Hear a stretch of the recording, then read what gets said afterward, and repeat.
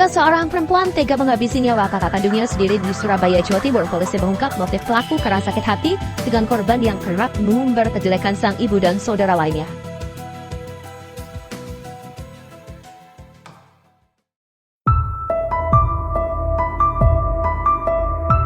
Pada hari Selasa tanggal 30 Juli tahun 2024, ditemukan jasad seorang wanita cantik di dalam rumahnya sendiri dengan kondisi terlilit kabel charging handphone.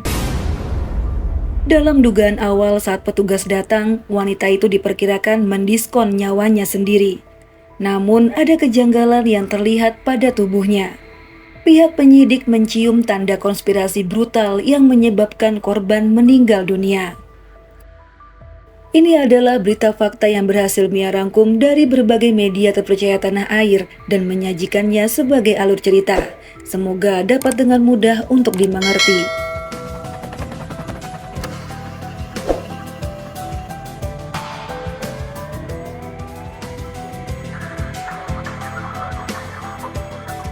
Pada hari Selasa tanggal 30 Juli, salah satu satpam di perumahan Darmo Indah Selatan, Kota Surabaya, melakukan pekerjaannya dengan memeriksa lingkungan kompleks. Saat ia berjalan melewati rumah kediaman seorang wanita bernama Sandra, mendapati pintu rumah yang terbuka.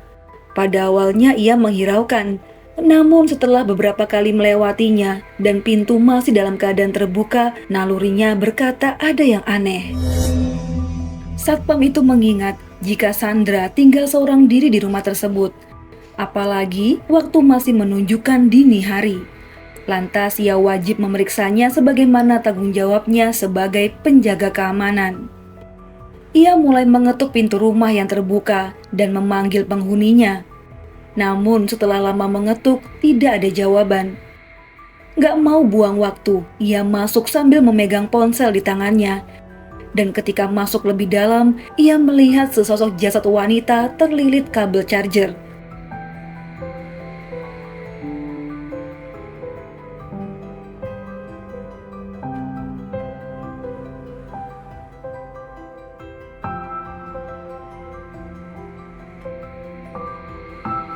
Semakin didekati, ia menyadari jika wanita itu telah meninggal dunia.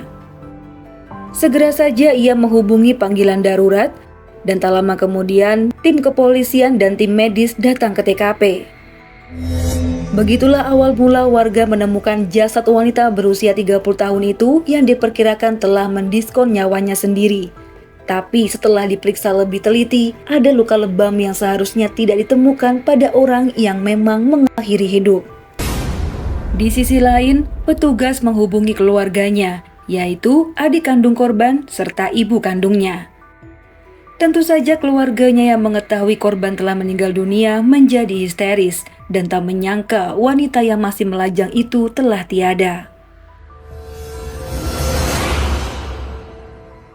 Setelah pemeriksaan sementara, jasad korban dibawa ke rumah sakit untuk diotopsi karena kecurigaan penyidik terhadap beberapa luka tak wajar pada tubuhnya.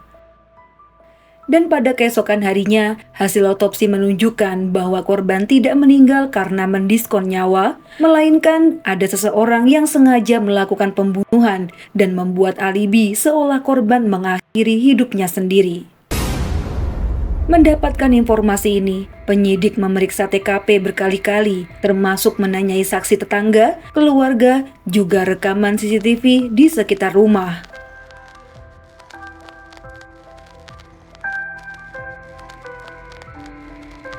Setelah memeriksa lebih dalam tentang riwayat kehidupan korban juga aktivitasnya sehari-hari, Sandra rupanya tengah berkonflik dengan sang adik yang bernama Putri Anastasia. Seorang wanita namun bergaya tomboy berusia 25 tahun. Menurut Kasat Reskrim Polrestabes Surabaya, yaitu Kompol Teguh Setiawan, setelah anggotanya memeriksa sejumlah barang bukti mengarah kepada adik korban. Saat itu Putri Anastasia berada di kontrakannya dan tak mencoba untuk melarikan diri. Ia tak berkutik saat dibawa ke kantor polisi.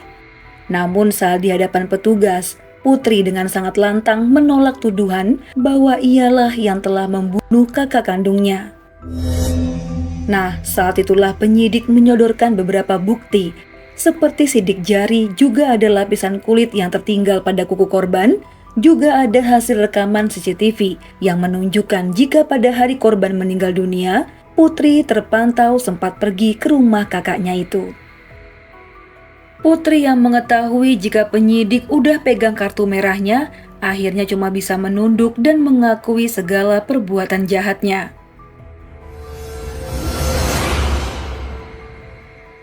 Karena udah nggak bisa membela diri, Putri Anastasia menceritakan motif yang melatar belakangi dirinya tega menghabisi nyawa sang kakak. Sekitar 4 bulan sebelum kejadian, rupanya kakak beradik itu tinggal bersama dengan ibu mereka di rumah yang menjadi TKP saat ini, yaitu di perumahan Darmo Indah Selatan, Kecamatan Tandes, Kota Surabaya. Namun sering terjadi percekcokan, kadang masalah ekonomi juga masalah yang lain. Adanya ketidakcocokan antara kakak beradik ini membuat hati ibunda menjadi sangat tertekan. Akhirnya, Putri Anastasia mengajak ibu mereka keluar dari rumah tersebut, kemudian menyewa sebuah rumah kontrakan dan mereka tinggal berdua.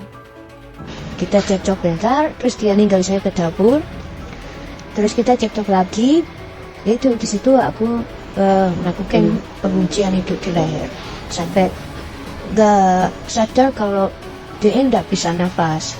Waktu aku melakukan teknik penguncian itu, dia masih tetap pisau sama gelam, ayo bunuh di situ dia semakin berat, jadi refleks penguncian tanganku itu semakin kuat, jadi sampai aku nggak tahu sampai akhirnya dia lemas.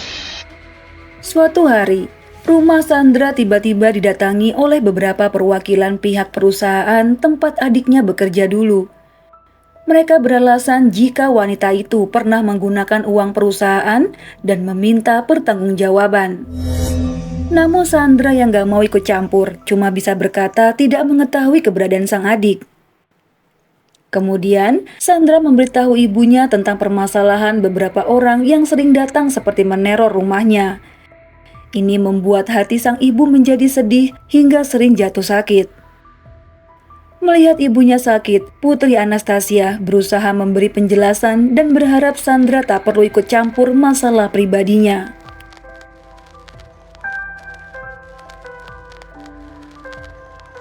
Seiring berjalannya waktu, Sandra yang udah kehabisan kesabaran ketika didatangi oleh orang perusahaan yang menanyakan keberadaan Putri, ia malah memberitahukan alamat adiknya itu juga alamat tempat kerjanya yang baru. Nah, setelah mendapat alamat wanita yang gemar gym itu, mereka langsung mendatangi tempat kerja Putri yang baru dan mendampratnya di hadapan rekan-rekan kerjanya. Jelas, wanita bertubuh gempal itu menjadi sangat malu. Pasalnya mereka mendatangi tempat kerja Putri yang baru dan berteriak-teriak dengan sangat tidak sopan. Putri merasa malu dan sangat murka, apalagi mengetahui jika cepunya adalah kakak kandungnya sendiri. Jadilah pada tanggal 30 Juli malam, Putri mendatangi rumah kakaknya guna meminta klarifikasi dan bermaksud juga untuk memarahi wanita itu. Waktu menunjukkan pukul 2 dini hari. Dengan mengendarai ojek online, Putri terekam kamera CCTV jalanan ketika menuju rumah korban. Sesampainya di depan rumah, melihat pagar yang sedang terkunci, tak kehabisan nakal, Putri melompati pagar tersebut. Setelah berhasil masuk ke pekarangan rumah, ia lanjut dengan mengetok pintu yang tak kunjung dibukakan oleh Sandra. Mungkin karena hari sudah sangat larut, kakaknya sedang tertidur.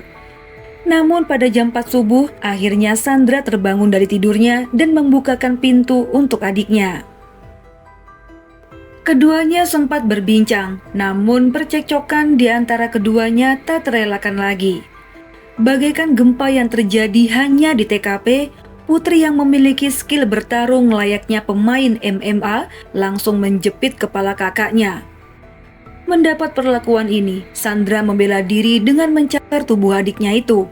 Disitulah kulit pelaku nyangkut di kuku korban.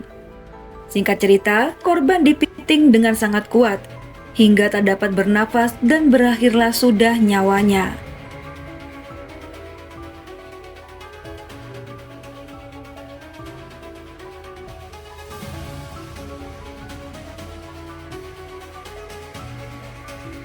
Setelah puas mengeluarkan emosinya, Putri mengambil kabel charger dan melilitkannya pada leher Sandra, juga membuat lokasi tampak seperti korban mendiskon nyawanya sendiri tanpa bantuan orang lain. Saat hendak mengatur posisi korban, Putri kesulitan karena perasaannya saat itu tiba-tiba berubah. Ia yang tadinya garang seperti macan kelaparan, berubah menjadi iba, mengingat kenangannya yang indah bersama sang kakak. Untuk itu di atas tangga, korban ditinggalkan begitu saja. Dan sebelum pergi meninggalkan arena, Putri membawa ponsel kakaknya dan hendak menjualnya. Baik teman-teman, walaupun kejahatan sudah direncanakan dengan sempurna, tetap saja ada jalan untuk korban bisa meminta keadilan meskipun nyawanya telah menghilang. Jadi saat pelaku hendak pergi, saking paniknya ia lupa menutup pintu dan membuat satpam kompleks jadi curiga dan berhasil menemukan korban secepat mungkin.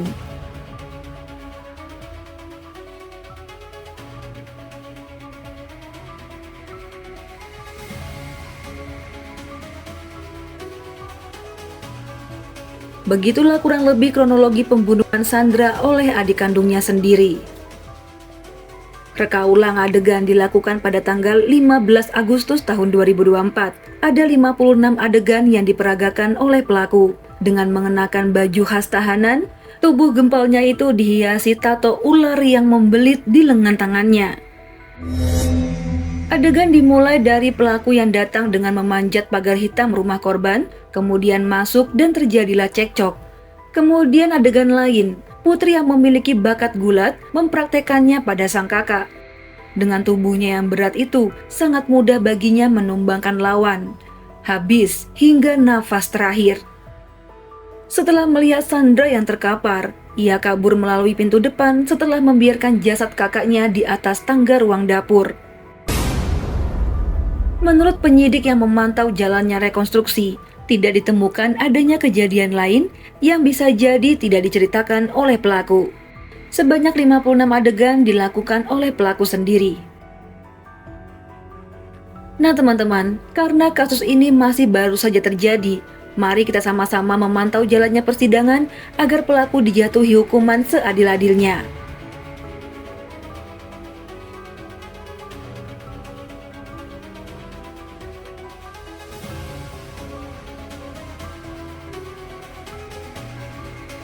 Sedikit informasi mengenai mereka. Menurut tetangga, korban dan pelaku merupakan 3 bersaudara. Hidup dalam asuhan sang ibu karena ayah mereka telah tiada. Korban sendiri merupakan putri sulung, pelaku adalah putri kedua, dan yang bungsu adalah seorang pria yang masih berusia 23 tahun. Awalnya mereka semua tinggal satu atap. Karena sebuah perselisihan, ibu dan pelaku keluar dari rumah dan mengontrak di kawasan Kelurahan Manukan, Tandes, Surabaya. Sedangkan si sulung dan si bungsu tinggal di rumah TKP. Keduanya merasa cocok karena sama-sama menyukai game Mobile Legends dan suka melakukan live streaming. Namun saat kejadian terjadi, si bungsu tidak berada di rumah, sehingga tidak mengetahui peristiwa naas yang dialami oleh kakak sulungnya.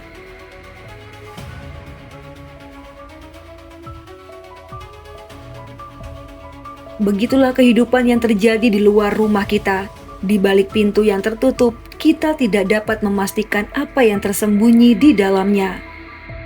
Kendati demikian, sebagai tetangga, mari kita sama-sama menjalin komunikasi yang baik, paling tidak dapat mencegah tindakan buruk yang menimpa tetangga kita. Begitu juga halnya dengan kita sendiri. Kalau gitu Mia mau undur diri dulu, mohon maaf banget jika ada salah-salah kata dalam pembuatan video. Berikan tanggapan kalian tentang kasus ini di kolom komentar ya. Jangan lupa tontonin videoku yang lainnya juga. Bye!